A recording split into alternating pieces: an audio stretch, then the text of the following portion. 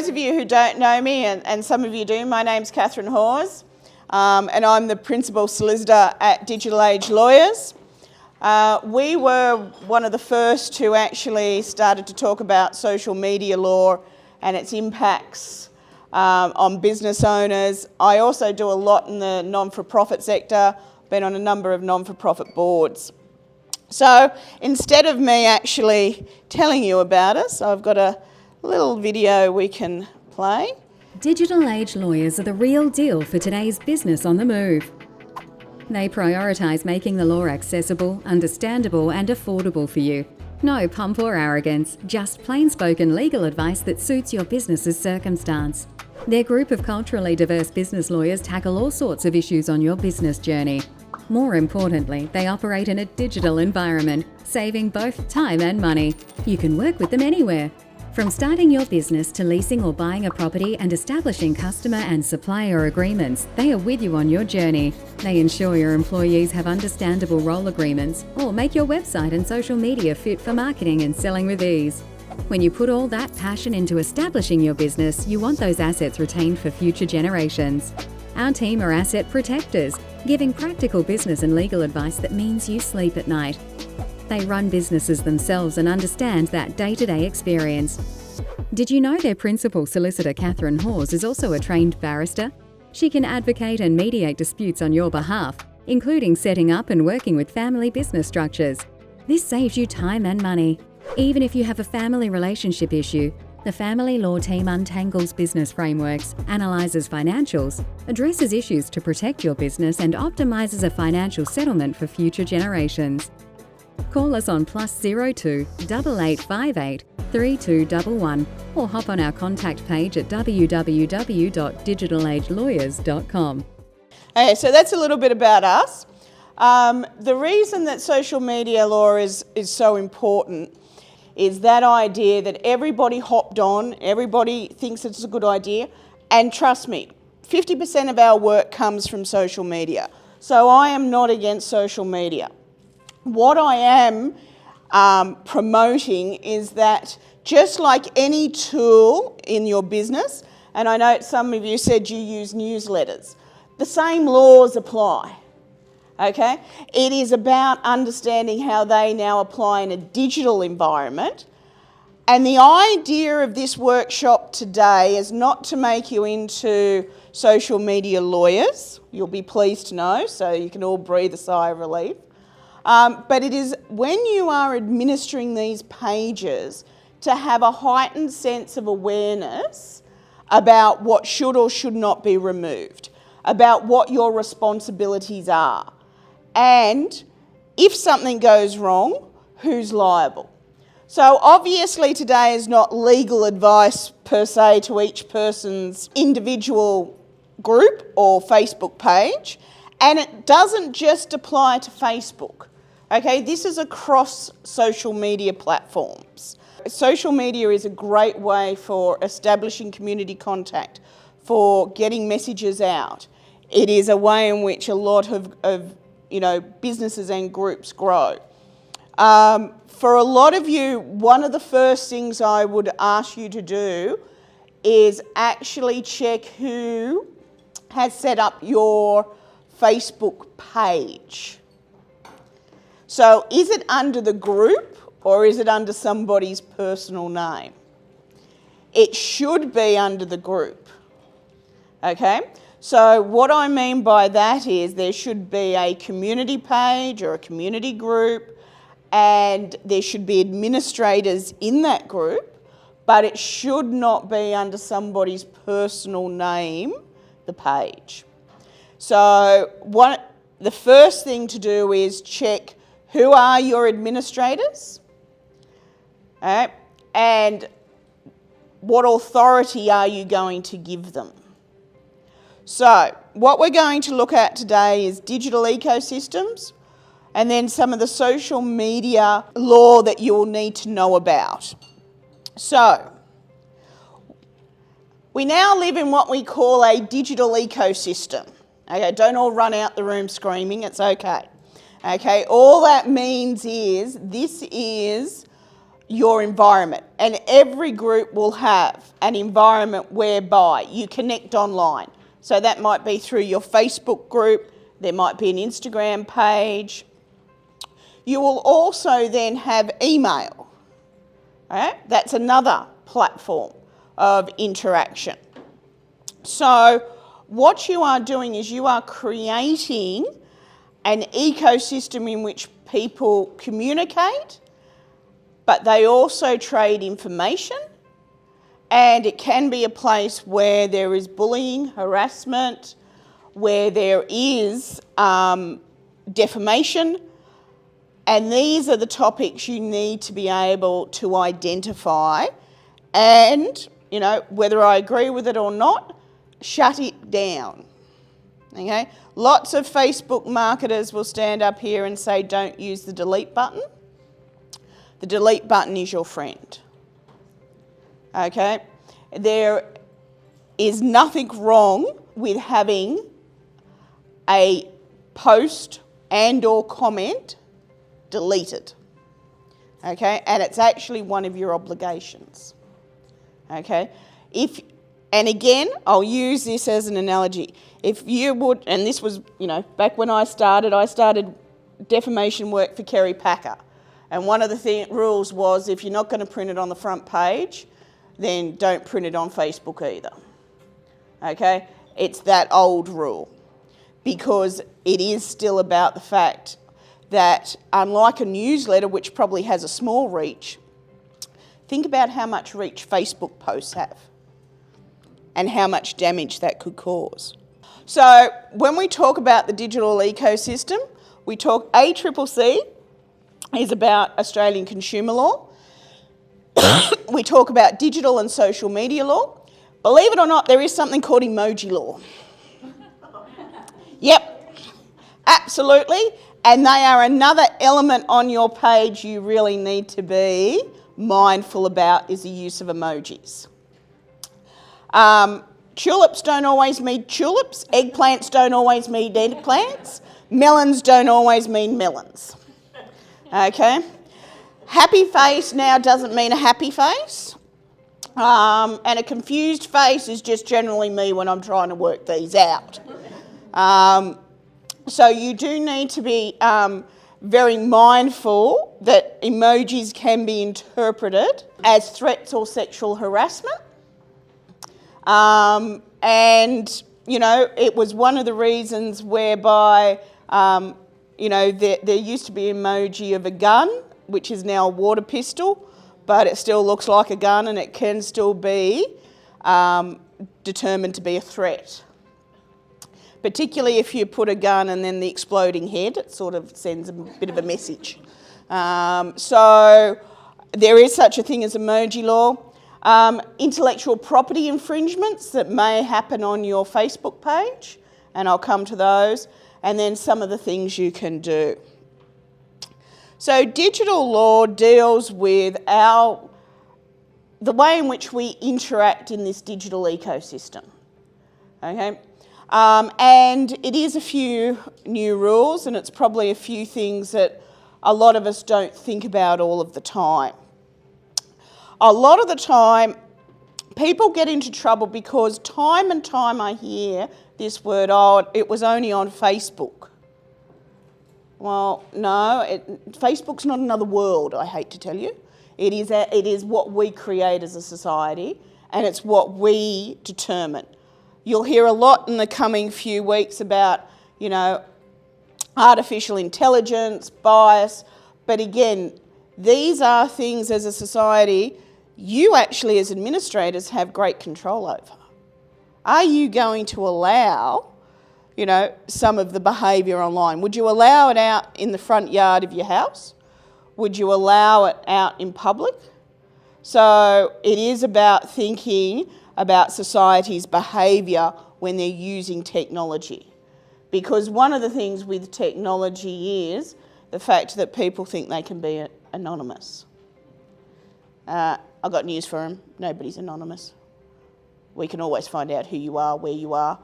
And quite frankly, nothing is ever gone off Facebook. All right? It is there. I can issue subpoenas. I always love doing that in family law cases. No, I don't have a new partner, and we subpoena their Facebook records and the ones that they've deleted, and suddenly, there's buying a Range Rover for my new girlfriend. Oh, really? Yeah. Oh, that's interesting. So it's never gone either. But it is the way in which we interact, and it's the rules we now need to learn. Okay? We can stick our head in the sand and say we don't want to use it, but I heard as we went around this, it is of great importance if we want to keep a lot of our groups and organisations going. So, social media, this is just a snapshot of all the ones you can actually use. Now, I know most of you mentioned about being Facebook admins. The other thing that I think all of you need to check is that then posting to Instagram? So have you connected through? Okay, because then you're actually admins for both. One of the key things about running or being the administrator or being really the social media manager for your organisations is how much time can you put in to monitoring all of these pages, okay? Because this is the key lesson for today. As the administrator, you are responsible for everything that is posted on there, whether you post it or somebody else does, okay? So let me repeat that. You are responsible as the administrators. You are the publisher of that page. No different than a publisher of a newsletter. So one of the key things is, yes, your groups can be on 20, 30 different platforms, but they need to be monitored. Okay? And if you cannot monitor them, then limit it to, if it's just Facebook, it's just Facebook. Okay? But you do need to be mindful of that as you connect to more and more sites. I mean, I know there's now TikTok, there was Snapchat. I think Snapchat seemed to have died a bit. TikTok's risen. There's now also, WhatsApp groups. Quite frankly, people have more ways of connecting with me for me to say the same answer to them, which is no. And they seem to think if they go on a different channel, it'll be a different answer. But you do need to be very mindful that a lot of these automatically connect through, and just, be careful of that. WhatsApp is on the rise as a method of groups. WhatsApp is really hard to monitor because it comes in different waves, and there might be a comment from 2 days ago that you've missed because it doesn't have a great structure for a group. My suggestion would be don't use it as a group. I think Facebook groups and pages allow administrators much more control than what WhatsApp does. What laws apply to social media sites? Okay, so what are some of the ones people can think of? Come on. Privacy. Yep. What else? Defamation. Yep. What else? Copyright, trademark. Yep. So IP. Yep. What else? Discrimination. Yep.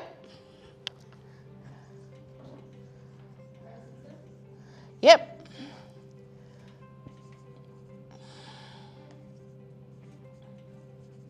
Yep.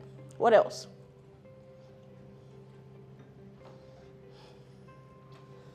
Come on.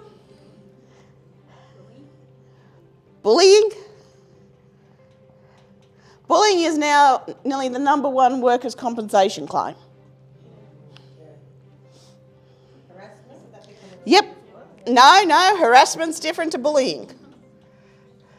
Yeah, I got bullied in a company that was against bullying. So, come on, what else? Some sort of sexual harassment. Yep. or even sexual content. Alright? So don't just think about it can also be sexual content that's posted inappropriately. What about things to do with children? I don't want to say the word. Yep. So let's call it.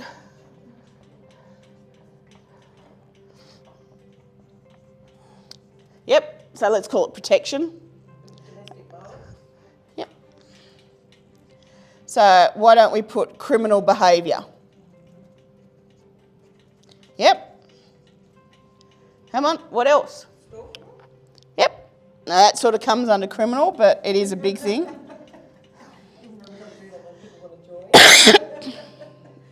All right. What else? Yeah. So all of those things where it's just inappropriate. What else? All right. Yeah, there's also competition laws. So I don't know if any of you run competitions, but there's all rules around what you can and cannot offer as prizes, whether or not you need a licence. Is it a game of chance? There's something to do with selling animals too. Yep. So there's also things around animals. I've tried to sell my husband online, didn't work. There was no takers. You've got to put his chip number in. No, it just didn't work. Yep, so child protection. So all of those. What else? There's something to do with selling alcohol and all that. Yep, so there's all the rules around alcohol, but A whole list of things you can't. yeah, there's also, anything to do with medical. That's right. Yep. So all the which comes under a bigger category, all of our advertising rules. Okay. So are people actually advertising items that they shouldn't be advertising? It pretty much seems it's like all the laws that apply on the outside world to social media apply to social media. Exactly. The only difference is in the outside world, they're not popping into your inbox every day. And that's the point of doing this, is to make you aware that it is not something that is not separate from your daily lives. Okay? But it is you need the awareness to understand, do I delete this? Do I allow it? Do I investigate it? And those are the key things. Okay, so these are your 9 responsibilities as a Facebook administrator. First is, and we actually didn't put these up, spam laws, consumer protection laws, privacy laws, okay, are all the ones you need to know and understand. Also, Facebook community standards, okay, need to know and understand. It's also about keeping it up to date with accurate and relevant information. So that's why at the beginning I said to you, make sure the admins are the people who are meant to be on there. Addresses, phone numbers, all of that is correct, okay? Because again, that's your responsibility. It's also about how many of you have a complaint handling policy? How many of you have rules about your page? Yes, 100% you should see mine. Have I got rules, people? But, And have I got one for so you must have complaint handling in there. So you do have it. experience? Yep, you need to have a method. So there's 2 ways of doing that. An easy way and a hard way. The easy way is that what you say at the beginning is that by joining this group, you have unlimited control about who's in the group. Or you have a complaint policy at the end where they can whine why they've been banned. So, but you have to deal with it, one way or the other. Okay? So you do need a complaint handling, you need a privacy policy in there about how their information is gathered, stored, Can it be repurposed for marketing? Who can direct message? These are all your responsibilities as admin to set up. So if your page doesn't have rules, first thing to do. Okay? The second thing to do is enforce the rules. Okay? No point in having a shark with no teeth. Okay? And that's what your rules will become. Alright? So remember, you are the administrators, you are the people who are ultimately going to be held accountable for this page. So any inquiries, any complaints, if anybody messages, somebody's put up, a nude man running around in a duck suit or something on the page, then you do need to deal with that. And again, you need to have a method of how people respond to these things. The other is that you need to ensure that any promotional material complies with the advertising rules. So if you can't advertise, alcohol, pornography, any of those things, again, in Facebook land, you need to be over 13 to have a Facebook account. So it is around the fact that one of the things you might want to look at is determining the age of people. So if your site is directed for adults, then you are only allowing adults in, because that will also be a key thing. There hasn't been one at the moment, but I know a lot of groups say you have to live in the local area. I'm waiting for a case around that where, you're discriminating. At the present that hasn't happened, but I would say it's probably not far off. Remember, in the workplace, friending and unfriending people can be bullying. Seriously. Absolutely. So, as I said, it is about, the greatest thing you can be clear about is your rules at the beginning. Okay? And your right to take down posts that don't comply. This virtually writes your rules, in essence. This is, yep. So if you have no rules, It's Rafferty rules then. It's Rafferty rules then. so you delete somebody, do they have any comeback? Absolutely. What's your rule? Why did you delete them? No, because then they could say it's bullying, it's intimidation, So rules, just think about it in any, group. So a lot of you said about sporting groups, a lot of you said, that all has rules. Okay? This is no different. Is there any pro formers out there that say you are a sporting group that you can go, that give you some, don't forget to... Nope. Unfortunately, no, because again, each group also determines in essence their own rules as well. So it may be that, yep, but or don't copy them, because that'll be a breach of copyright. But Every time there was a problem, I knew you might go in. yep, and that's it, just it. The thing is that, advertising in particular, you need to ensure that you comply with the advertising rules and that anybody advertising on your site does. No? Yeah, there's no. You know when you join a group and you get asked to accept the rules, so I get that's a group. Mm-hmm. Do you have rules on a Facebook page? No. That's why pages, in my view, are more of a monitoring concern than what a group is. So for those of you who don't know, pages are different to groups. Groups, you allow people in. Pages are your public profile. Now, even on a page, as an administrator, you are responsible for what goes on there. Okay? So if it's a group, you've got rules. If it's a page, you have to monitor.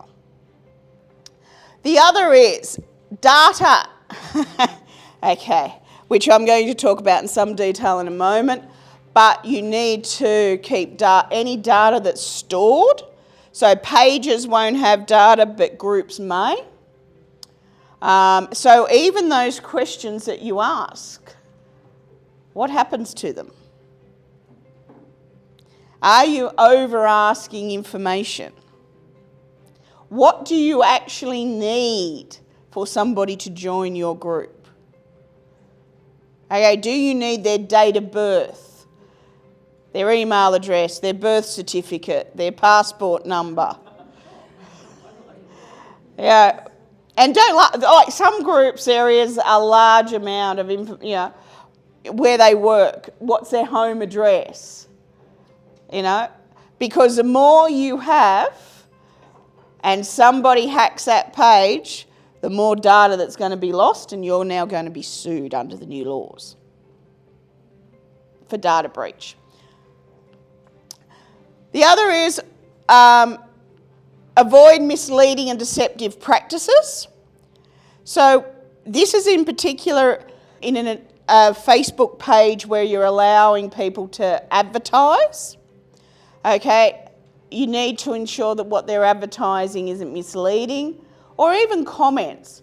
So for instance, if you're the Facebook administrator for the motorcycle club and, they say, somebody posts, I hear a famous motorcyclist is coming this weekend, and they're not, but you think, gee, that's really good because now more people will come. That's a no. I know the outcome might be good that you get, an extra 100,000 people at your event, but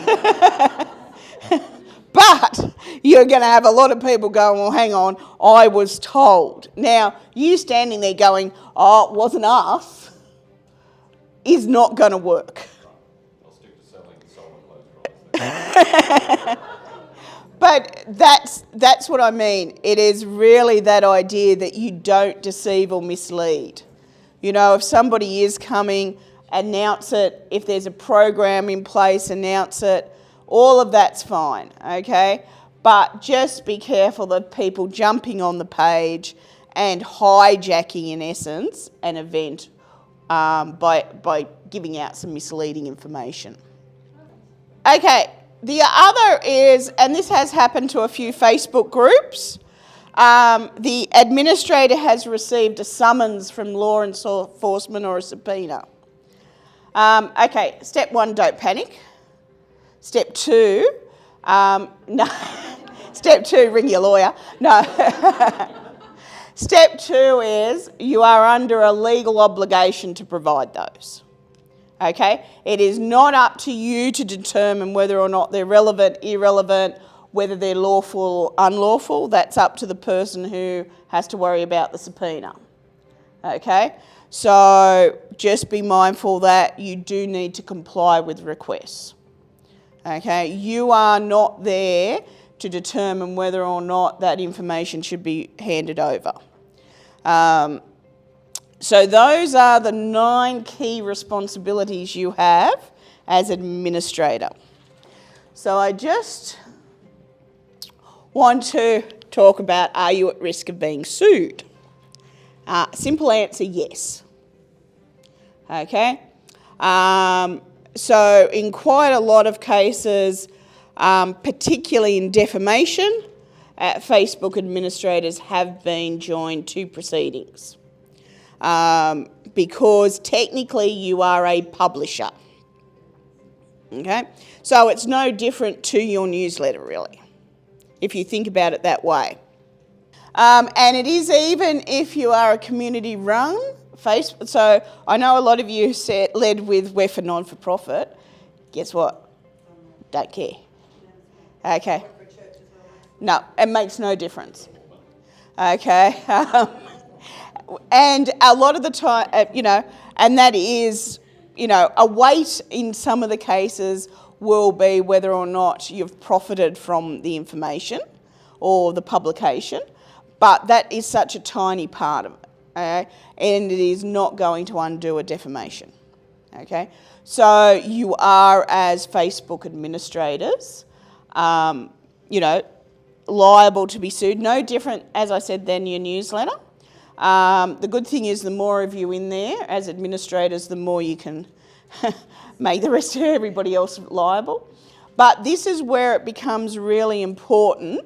So if you came to me and said, look, you know, we're being sued for defamation, or I'm being because of the following, the first thing, or one of the first things I'm going to ask you for is your rules, your social media policy for your group about who can post and who can't post. Because what we would need to demonstrate is that, you know, you took active steps, okay, and you followed your rules, okay? Key points there. So, you know, it is about... Do you recommend screenshotting too? I do. Yep. Before I remove anything. Yep, absolutely. Screenshot people. You know... Yeah, well, I've removed people too. Yep, all of that record keeping's... Now, the only problem with that is you need to think about how long you're going to keep those records, okay? Because, again, that comes back to data and privacy issues. Okay, so again, in your rules, you need to put that in saying that upon, you know, any material that's removed is screenshotted and stored for X amount of years or months or whatever else it is. Okay? Well, look, as I said, it's Right, I just want to get clarification. Yeah. Because I do that. yep. And as I said, your rules are realistically what's going to save you in the end. Okay? So as I said, this isn't about, you know, throwing your hands up in the air, I'm not using it anymore. You know, that's like people who don't have wills who tell me they're not going to die. I mean, it's just not going to happen, okay? It is the world we live in, and it is about getting that upfront rules right, in essence.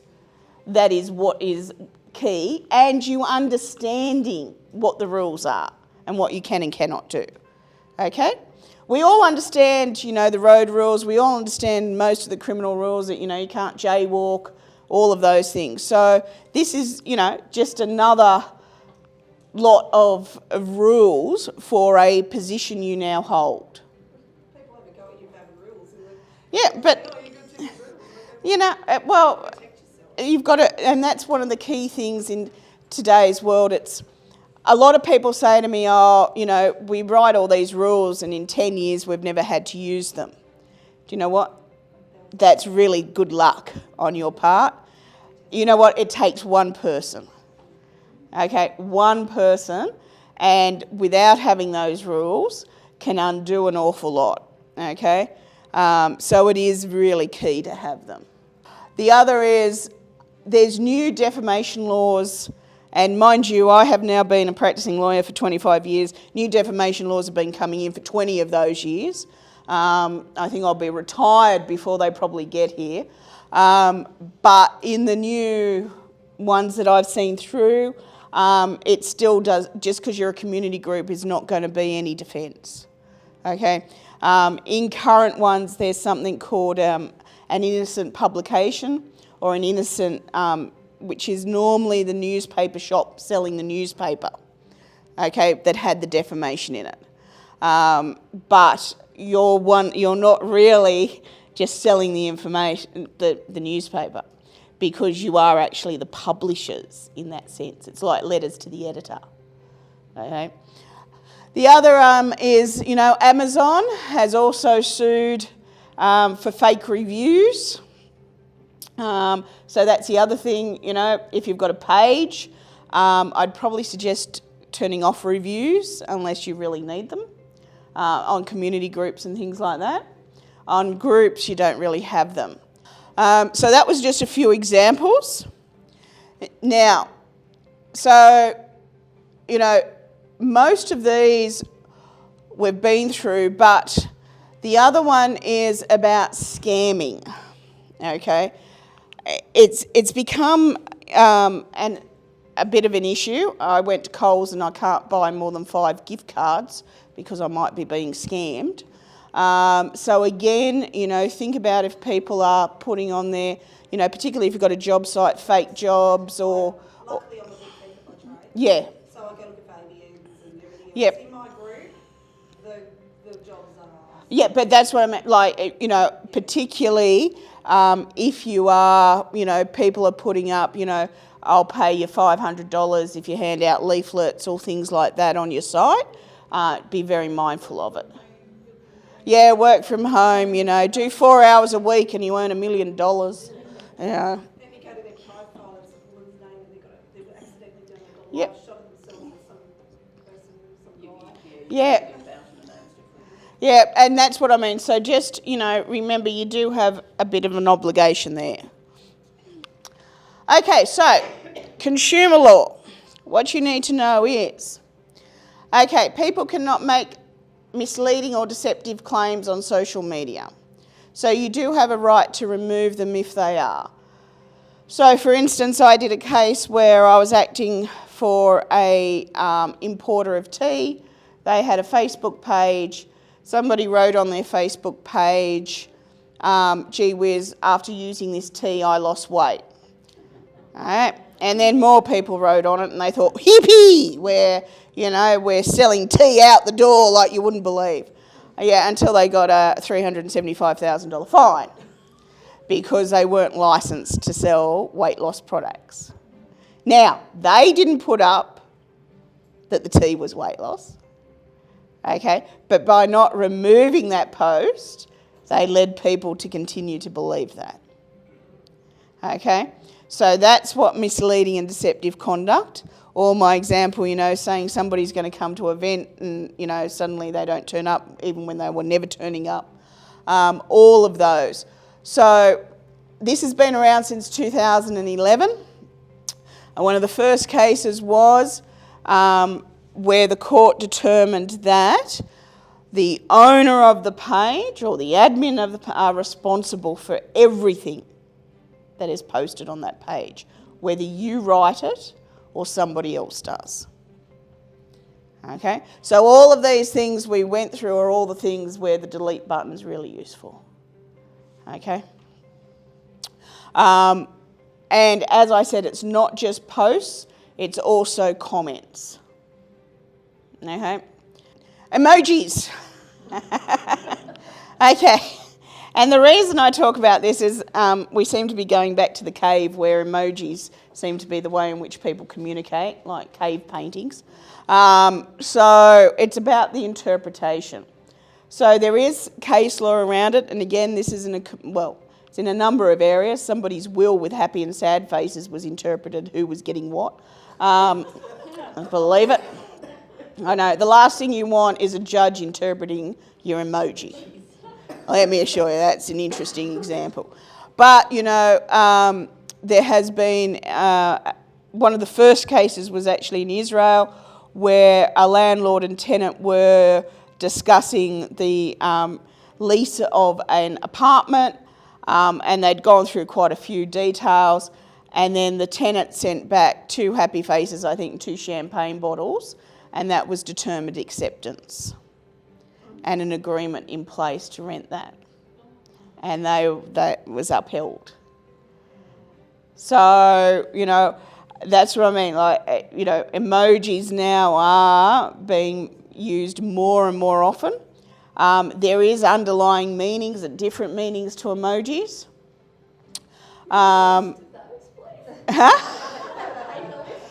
Well, there's a whole book. You know, yeah, but it is about, you know, again, it comes back to those rules. You know, is it appropriate on your page for people to be having kissy faces? You know, I'm of the view, no, probably not. You know, so it really is about, you know, the way in which people communicate. Yeah? Yep. Do not get into the habit. I think at the moment there's a whole furor around one of the Kardashians who seems to be pregnant, and people are using that image and then putting their own captions. And again, no.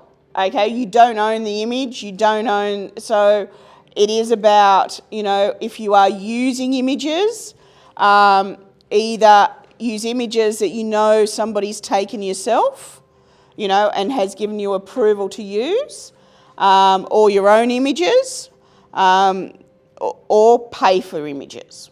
I know, and again, people say to me, oh, what about the free commas in images and all of that?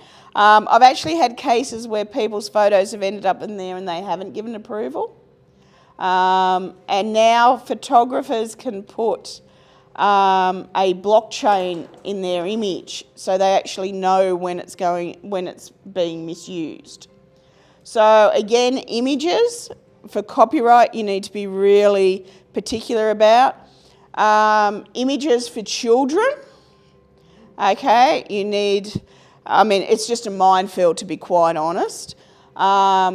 You need everybody's approval to post it.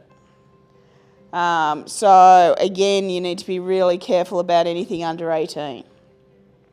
Again, trademark, you know, be mindful that, you know, trademarks are people's, you know, the method in which they advertise their business, not to invade people's hashtags either. So you can't trademark, you can't hashtag McDonald's into your sporting event if they're not even part of it. I did a lot of work for Surf Life Saving Australia, and a lot of it was actually protecting their trademark on social media, because people thought, oh, it's a non-for-profit, I can just go along and hashtag Surf Life Saving wherever, you know, it is, but you can't. And similarly, you can protect yours that way too. Okay, so it works both ways. You need to be really mindful that people aren't misusing your hashtags either of your organisation or group. Defamation. I love it. This is where I started my career in defamation. Kerry Ann Kennelly, I can actually say I worked for Penthouse because of that. So defamation is publishing where it is decreasing somebody's character in the community. Now, because it's groups, it doesn't need to be more than one person it's published to, okay? And the more people in the group, the more liable you're going to be, because the more people are going to read it. Okay, so defamation is something you need to be very mindful of, because remember, it doesn't need to be you saying it either. It can be comments on there.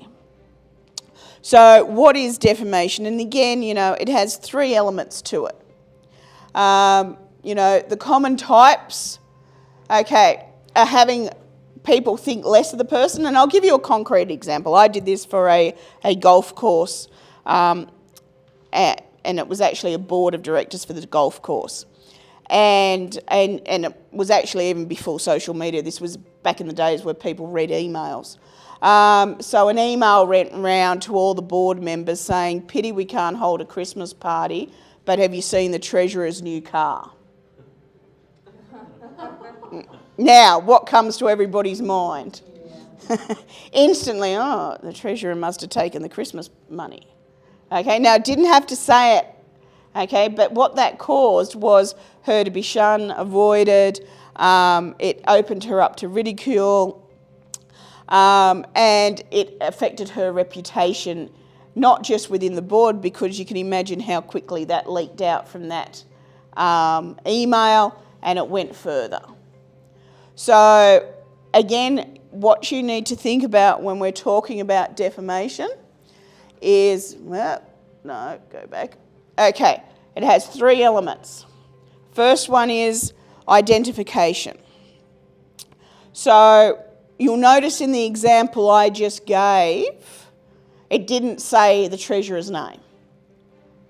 But could anybody in that group identify who was being talked about? Yeah. Okay, so it doesn't have to say Mr. Smith is a criminal, okay? It is about the innuendo behind it. So it must identify, it must be published. So published is to more than one person, okay? And it can be oral, but obviously we're talking about written because we're talking about Facebook groups. Although podcasters have also been sued. And the third one is it must diminish their reputation in terms of right-thinking people. Now, I've had numerous discussions with judges about what right-thinking people are. Sometimes I win, sometimes I don't. Most of the time I win, but it is about that, okay? And, you know, if you've been following the Ben Robert Smith case, it's probably one of the examples of defamation. Now, the thing is that defamation is also one of the most expensive areas of law. I think his bill is something like $21 million. Okay, I knew I should have been on the case. But the thing is, what I mean is avoiding it is a really good policy because and there is a lot of misinformation about what defamation is. Okay, truth is a defence to defamation. It doesn't mean you can publish it in the first place. Okay, so you just do need to be mindful, and you know, bullying and defamation can also go hand in hand a lot of the time. So you do need to be careful about that. Okay, data and privacy, data storage. So first thing is consider what you're storing, why you're storing it, and reduce what you're storing. In March of this year, there was a review of our data and privacy laws. New laws are being, well, they're formulated and they'll be coming in soon. One of the things in the new laws is, and it's not really a right to privacy, but what it is if your privacy is breached, or if there is a data breach and information leaks and you suffer damage because of that, you'll be able to sue. And it doesn't have a $3 million cap anymore. Yeah, good luck suing a government department. Yeah. But, you know, it is about that fact. So, you know, Twitter's been breached, and I think something like 14 million people were affected. So, again, you know, it is about if there is a data breach, what are you going to do? How are you going? So you need to be very mindful of these, particularly if admins are hacked. You know, the first thing is to remove them then off your page, because they'll then be able to get access to everything else. Okay, so data breaches and privacy breaches are really going to be some of the key things. In the US, there's already been cases where people have sued Facebook pages and groups for loss of their data and privacy. So what if the creator of the group though? Because no one can remove you. They can. Yep, you can actually. So if your profile is overtaken, then that is how they link in. Yeah, but how do my team remove that? Because I'll be breached. Yeah, but that's where there should be another admin. Yep, they can take you. They can take you. Yep, Because you can't remove the creator. yeah, Because I've been on the admin groups. yeah. Admin. You should be able to remove them if there's another person there. Otherwise, you might just need to shut the page down. The hackers will then add another Person, yeah. But I don't think you can remove the creator or the admin because I'm in admins on groups. Pretty sure you And can. they're international and they tell you you cannot. Yeah.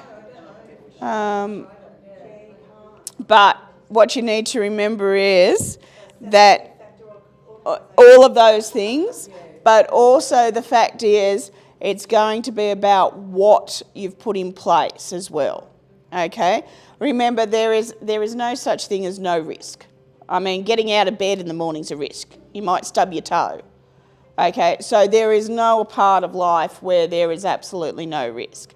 It is about what have you done to minimise, what policies, procedures, rules do you have in place.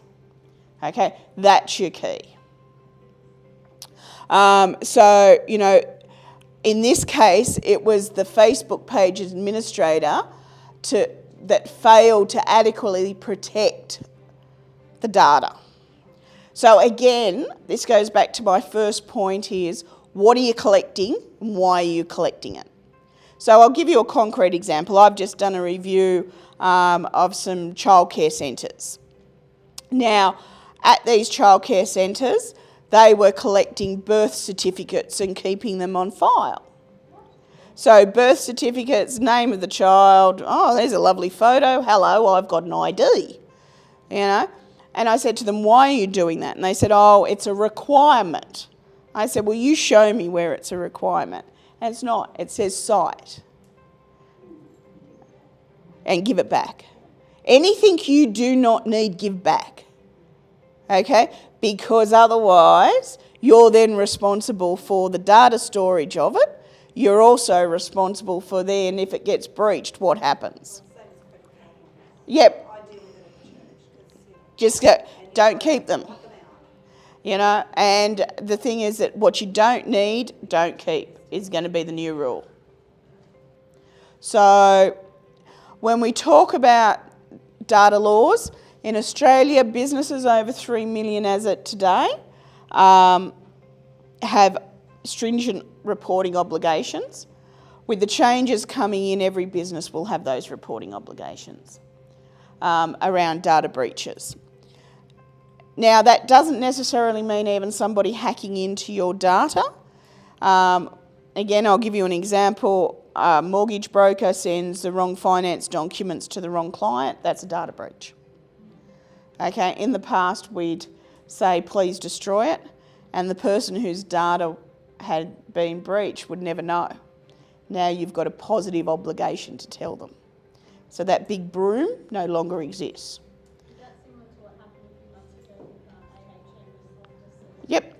Yep, they have a positive obligation, and given their size, an absolute obligation. At the moment though, so the problem there is, at the moment, the loss that people suffered is really hard to sue for, because we don't have, we don't have a Bill of Rights in Australia, okay? We have none of that. So the new laws are designed to deal with the fact that, the cost of you having to go and, get all new ID, all of that, you can claim. So it'll give you a statutory right to compensation. Is that at the moment? Or? No, that's the one coming. At the moment, you don't. So some of the ways you can protect yourself is have a social media policy. Okay, so this is not just for the group itself, but for everybody in your organisation. Have policies around privacy, storage, have some issues around, have some understanding about cyber security. We all love working from home, but it's probably one of the greatest places where data and privacy is breached. I'm doing a case at the moment where a nurse has actually looked like being deregistered. She was a nurse at a school. She was working at home. She downloaded her school emails onto her home computer. Her son went to the same school. As a nurse, she had access to emails that had, medical information around children. So she's actually out before the disciplinary board for breach of that. So, and again, it wasn't that she did any of this on purpose, but it was actually, a serious consequence.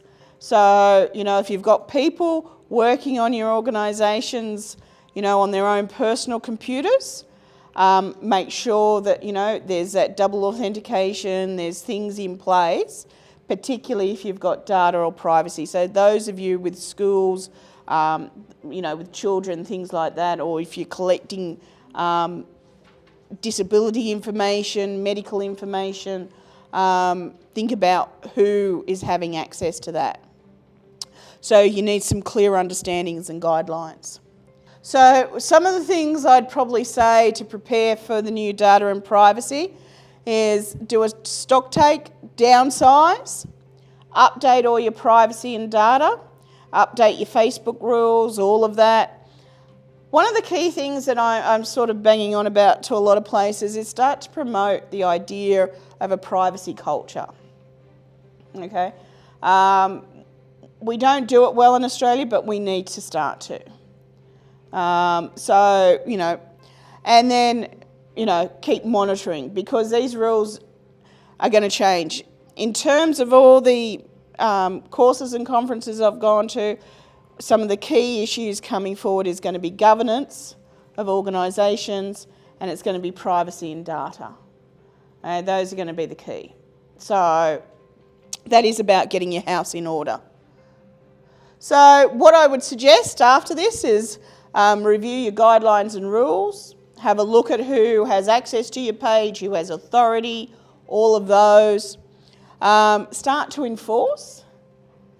There's no sense in having the rules unless you're going to use them. You know, and be mindful when you're exercising discretion in the rules that you are responsible as the Facebook administrator. Remember that slide about being sued? It's a key. And, you know, don't be afraid to be a hard ass. All right? Because the consequences is going to be more difficult if it doesn't. Well, how's everyone feeling? Yeah, okay. Can I get some feelings back? Counsellor, that's what I do. I'm a counsellor, wellbeing support person for Peppercorn. I mentioned that before, and I've given you a little pamphlet that talks about what we do.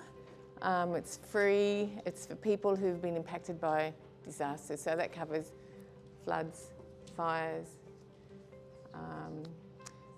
other losses that you've experienced, and even COVID. And so we work from here, the Hawkesbury, but we go out to Lithgow, Penrith, and Blue Mountains LGAs as well. So what we offer is anybody, and you don't have to have had your house flooded or disaster specifically for you, but you've been impacted by it or your family has, and then you can access us, call us up, and we can make an appointment. We can meet you wherever suits you. So we go to people's homes. I get sometimes coffeeed out because I go to cafes. Yesterday I had 3 coffees with 3 different clients. I know where all the public toilets are, you know, after that. But yeah, it's a fabulous opportunity, and we just want to keep on removing the stigma of grabbing help and mental health help early. The stats say that most people seek it after 12 years, and by then their marriages are gone, their mental health is in shatters, and it's just not worth waiting that long. If a little bit of help early by talking to someone, most of the time that's what people want to do, is offload, have somebody who's a third person who's not going to tell them to shut up or that's stupid or get over it. And that's what we can offer. So there's myself, and on that form you'll see Nicole. She works a lot with children. She goes to schools, runs support groups for kids who are struggling, post-trauma and that kind of thing. And we've got a team leader coming in July who will be doing some of that as well. So can work with men, women, couples, families, and then children as well. So please take us up on it. And you just have to make a call, and then we will make a time. So hopefully that's helpful. So in the midst of that, being the counsellor head, I'm curious to know how you're feeling, because I know I'm sitting there and I'm not even an administrator, and I'm thinking, whoa, this is huge, you know, do I want to take this on? Thinking this through, just to have the quick few minutes I've got here, is to remember that people often are more cruel when they don't have to look at you face to face. So, and they're often not attacking you as you, but attacking what you represent or the feelings that you make them feel. Yeah, but I'll also be aware that when people come on your site, oftentimes when the arguments come or there's disagreements, is a lot of time people aren't coming up to say, teach me something new. They just want to put their stuff up. And I was saying this to someone the other day, and she said, yeah, I do, and I love cats. And this person, I hate cats. Well, are you willing to change your mind? No, you're posting just your information. Are they willing to change your mind? Is it even worth going there? Putting yourself through this when there's neither side's actually coming to say, teach me how to knit or teach me how to love cats. You know, that's not their intention. So you're really in a no-win situation, so why even bother going there? So the shutdown thing is really helpful to do that. You know, they're like rabbit holes, take you down nowhere, and it's very painful. But that idea that people are actually angry, not at you. Have you noticed, like, if you go to a concert and you fall in love with the singer, you know, they don't love the singer, they love the way the singer makes them feel. So once you stop making them feel like that because you might sort of restrict what they can do, they're not going to love you anymore. But it's not actually you, it's the way that people make you feel, things make you feel. Does that make sense? From a mental health point of view, and look, everyone here who's in the Hawkesbury knows that there's so much horrible stuff that happens in our local social media forums. As admins, I think a lot of us are part of other pages just to make sure see what's actually happening, more so from the pages that organisations or whatever that you're monitoring, and it takes its toll. Like I think it's our region has gone through so much in natural disasters and all that sort of space. And I suppose going back to that, you know, the laws around bullying, and it's quite a toxic group.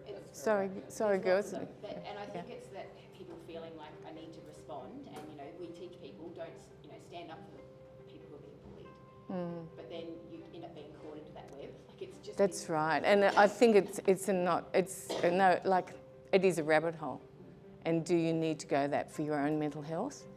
Like, is it actually benefiting for you to know everybody's negative opinion? And being able to step back and go, what is the purpose of my doing this?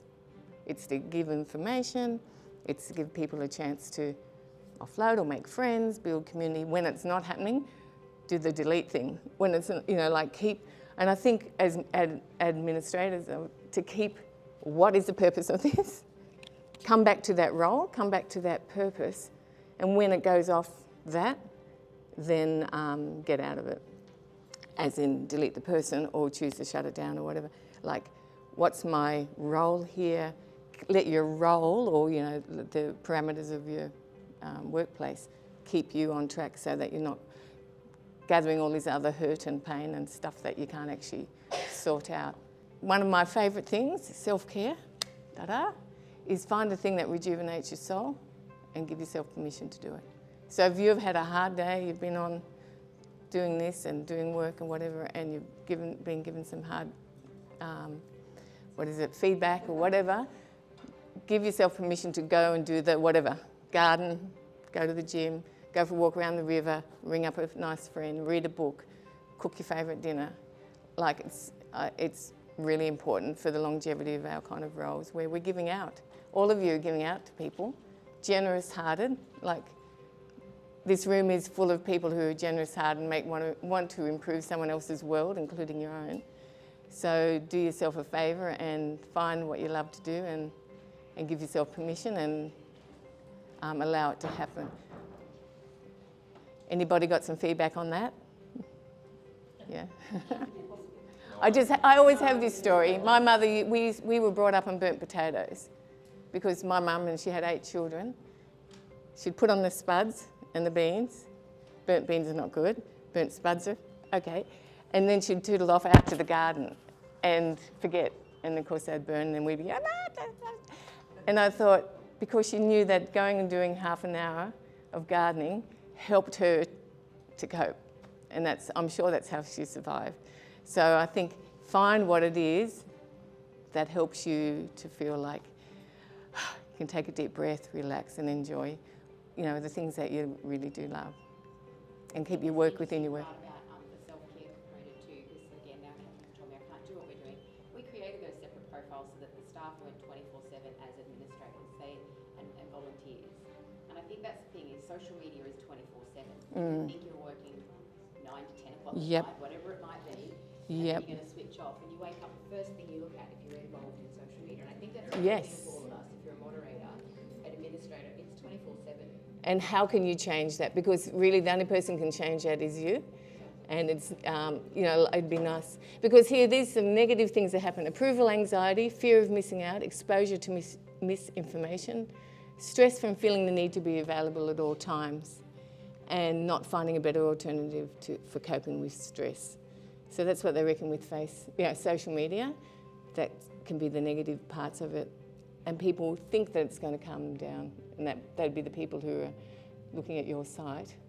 And often there's some other thing that could have done as good or a better job. So yeah, in some ways it's our responsibility. If it's a 24/7 thing, do I need it to be that? How can I manage the time so I'm in control of it, it's not controlling me? Because none of us are meant to be on high alert 24/7. None of us are meant to feel like it has control of when I listen for it. Like when I respond to it. Nah. Do that self-care and kind of going, sounds easy, but in the end we are responsible for, how we monitor our lives and that kind of thing. Okay, thank you. That was my little 5 minutes that went to den. Thank you everyone for coming. Thank you for those of you who have travelled from St Albans. I know it's a bit of a trek, Ed, and I really appreciate you coming down. So by way of introduction, my name's Liz. I'm the Community Planning and Partnerships Manager at Council as of about 3 weeks ago. Previously, I've been working at Council in the role of disaster recovery. So 100% get how important Facebook groups are to the fabric of the Hawkesbury, how long they are going to be an integral part of community in the Hawkesbury. So what we find through all of the feedback that we get, and I see it online, is that one of the major places people go to now if they need help around emergencies, if they need help around people in their family or friends who might have mental health issues and need support, or if people need emergency assistance. So I'm talking about things like where can I get a food package or where can I get assistance with my bills, which we can see is escalating quite astronomically in current times, and I think will continue, is one of the places that people go to as that trusted information is your Facebook pages. We know that that's happening. People still go to community centres, but a lot of the way people get connected and the way people get access to that information that traditionally would come from talking to people at the shops or running into people in those neighbourhood situations, society, as someone talked about before, has shifted.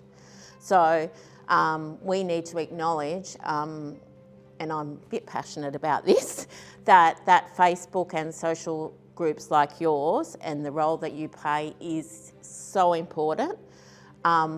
I also see some of the, and wash my mouth out, crap that goes on these Facebook pages and some of the attacks that you've talked about on admins, and it's up to us, and I want to talk to you as a group and perhaps a conversation over lunch about how we can best support you to continue in the work that you do. I get that it's challenging. The last thing I'd want to do is put a Google alert on my name, some of the stuff that's come across, or even better on Council's name. So we, in saying that, I probably will go and do it. Thanks very much for that heads up. But it's really tricky, and we get that it's not, you lot are obviously really caring, community-minded people to be even in this room and in this space in Facebook, and we need to support you as much as we can. So that's the kinds of things that I want to talk about. So a big thank you, obviously, for what you do. Okay, so what I did want to flag with you is a couple of really good referral pathways that you've got for instant, accurate information that you can put on your pages. Quite often what will happen, and we see it in social media, is that if people can't access the correct information really quickly, they will fill the gap with what they think the information is. We see it in emergencies all the time.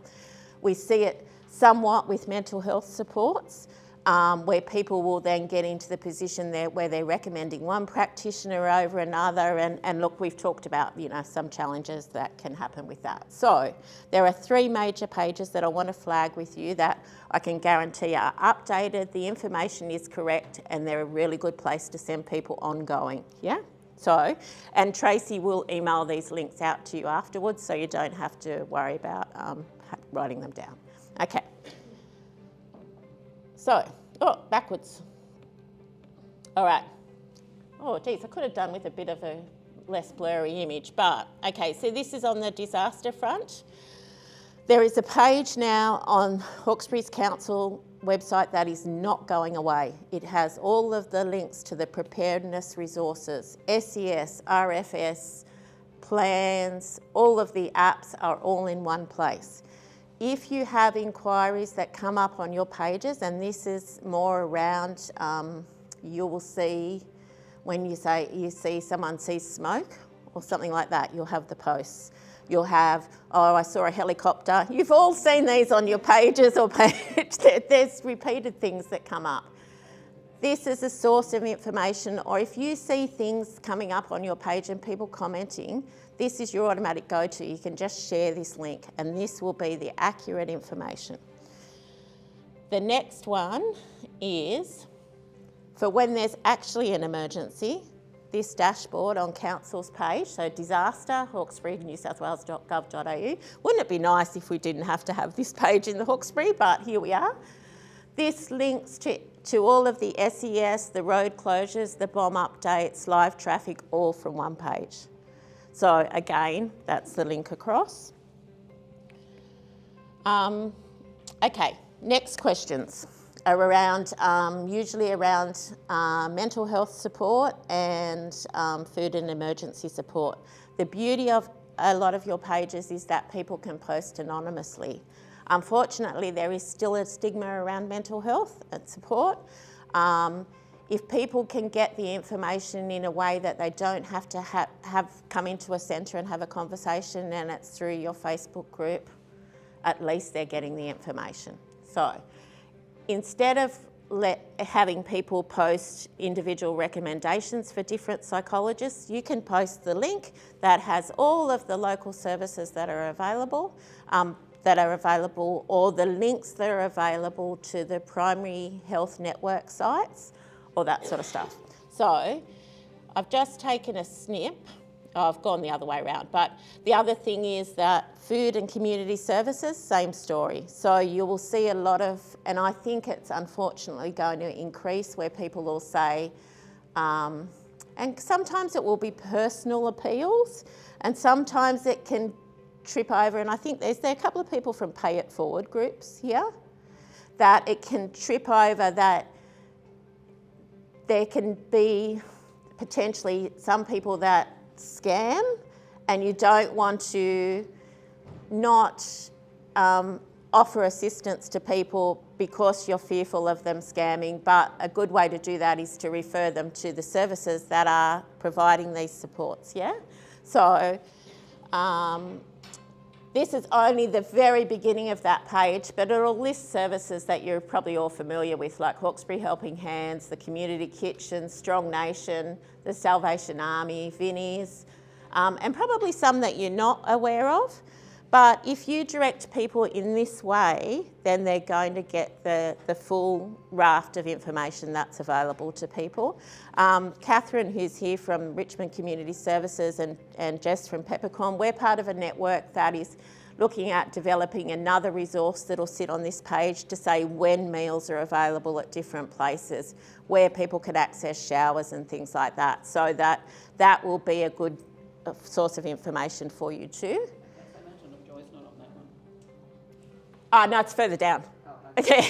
Yeah, no, it is there at Currajong Heights Baptist. Yeah, no, it's on here. And so there is probably another, not all around food hampers and emergency relief, but there's probably another 50 services that as you scroll down the page. So this is just a snip. Next one is mental health support. So these are all through the Hubs page. Again, let me preface this with there's a whole lot of other services, including Megan's, that sit further down this page, but it'll have all of the 24-hour helplines and then go to the localised services. So no matter what time of day, look, you know, what would be even ideal is if the information is pinned on your pages so that if someone's in strife in the middle of the night and they come to your Facebook page to ask for assistance, they can find the information. Okay, so that's the blurb from us. So 3 sources of truth that you can share on your page: the disaster dashboard, the prepared, informed and ready page, the mental health support page, and the emergency and other services page. So, questions for you, and we're pretty tight on time, so maybe it will be discussion over lunch. How else we can help or support you? So this might be a case where if you're a percolator like me, you might go away and think, oh, you know what would be really good? Email Tracy. You've got her details, send the things through.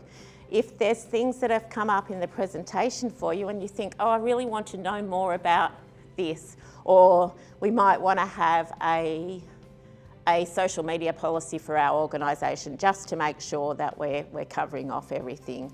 Or I'd like to actually have a session around self-care, how to look after ourselves. Actually, what we'd really like is to have a nice lunch and network together on a regular basis. That's the sort of thing. So have a think about that, what that might look like. Also bear in mind that there's a whole lot of people that will watch this video that couldn't get here today. I know Tracy had a lot of people that just couldn't come on a Friday during the day because they're also holding down full-time jobs or parenting and the raft of other great things we do and couldn't get here. The other thing that I'd like you to think about is sometimes there's strength in numbers and in sharing your story and sharing your experiences with other people that are in similar roles to you. So we would be happy at council to support a group to get together, you know, once every 3 months, once every 6 months. What that looks like is up to you. But the message from us is, I guess, in summary, that we're really grateful for what you do. We know how important social media groups are in the fabric of the Hawkesbury and keeping people together and connected. And we really want to try and support you ongoing. So, you know, this for us is just a start of the conversation, I guess, and I hope that you found it useful. And a big shout out to Tracy, who honestly goes above and beyond to organise these things. And she's even got your lucky draw prizes. Are we going to do the draw? Oh, okay, great. Okay. Thank you so much. And then we're going to have lunch.